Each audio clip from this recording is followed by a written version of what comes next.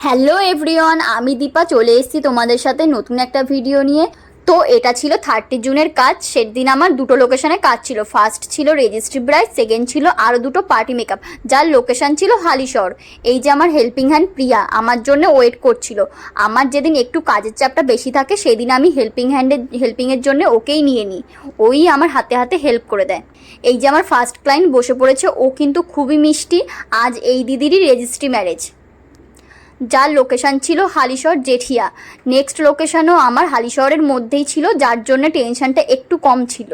এখানে আমি first client complete করে বেরিয়ে পড়েছিলাম। ওরা খেয়ে যাওয়ার জন্য বারবার খুবই জোর করছিল, যেটার সময় আমাদের কাছে একদমই ছিল না, কারণ অলরেডি আমাদের 30 মিনিট লেট হয়ে গেছিলো নেক্সট লোকেশানে যাওয়ার জন্যে। ওরা লাস্টে জোর করে খাবার পার্সেল করে দেয়। এই দিদি আর দিদির বোন আমাদের কাছে সেজেছিল। এই যে আমরা নেক্সট লোকেশানে যাওয়ার জন্য বেরিয়ে পড়ি, যেটা ছিল স্টেশনের ওই পারে হালিশহর রেল বাউন্ডারি কাছে। এখানে আমরা ওয়েট করছিলাম ওরা নিতে আসবে বলে। দেন এই যে আমার সেকেন্ড ক্লায়েন্ট, যে খুবই সুইট, এই দিদি আর দিদির এক বোন আমাদের কাছে পার্টি লুক নিয়েছিল। এখানে দিদির বোনটার ব্লাউজটা লুজ হয়েছিল বলে প্রিয়া এখানে ব্লাউজটা সেট করে দিচ্ছিল। এই যে সাজাতে এসে সেলাই করতে বসে পড়েছে।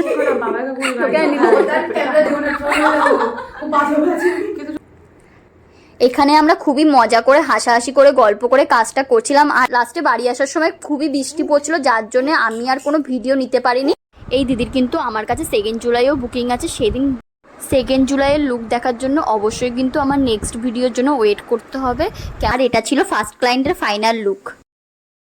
সবগুলো লুক কেমন লাগলো অবশ্যই জানিও। আর তাদের আমার কাছে সেজে কেমন লাগলো সেটা জানার জন্য অবশ্যই আমার প্রোফাইল ভিজিট করতে হবে তাদের রিভিউ শোনার জন্য।